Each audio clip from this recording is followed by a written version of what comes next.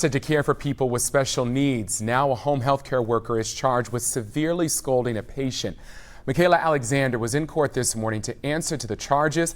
Angela Ingram joins us now with what the victim's family is saying this evening. Angela? Kyle, the woman Alexander is accused of abusing has Down syndrome and she's nonverbal. Her mother wanted to make people aware so that no other family has to experience the same thing. They had to debride the skin, scrub those burns, medicate her so she wasn't uncomfortable. She wasn't sleeping. It was just 11 days of hell for her. 11 days at UC Medical Center was torture for Michaela Tetrault. The 29-year-old's mother, Debbie Moorehouse, had to watch Miquela endure severe pain. And when she feels pain, I feel the pain too. In January, Miquela had scalding and burns to her buttocks and thighs. Miquela has Down syndrome. She lives by herself in Mount Washington, but has in-home help. Miquela Alexander was one of several paid healthcare professionals.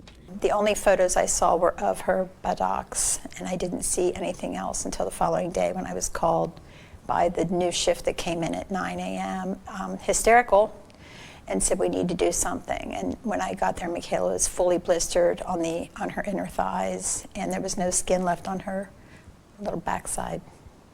After a long investigation, warrants went out for Alexander, and she was locked up last week. The family still has questions about exactly how this happened to Miquela. So far, Alexander isn't talking, but Miquela's mom and detectives are speaking out for her and making sure the person who they believe is responsible pays the price for it. The person who did this knows they did it, and they're taking advantage of the fact that my daughter is nonverbal and cannot tell us who did it. And I also know for a fact that my daughter acted out when she was burnt. There's no way you can put 130-degree water on somebody's skin, regardless of their disability, and them not respond. And it's the family's understanding that Alexander is no longer working with people who are developmentally disabled. They're hoping it stays that way. Alexander will be back again in court next Wednesday. Kyle, back to you. Wow, Angela, an incredibly tough story to report on tonight. Alexander faces a charge of felonious assault and patient abuse. She had a $20,000 bond, but we should note was able to bond out today.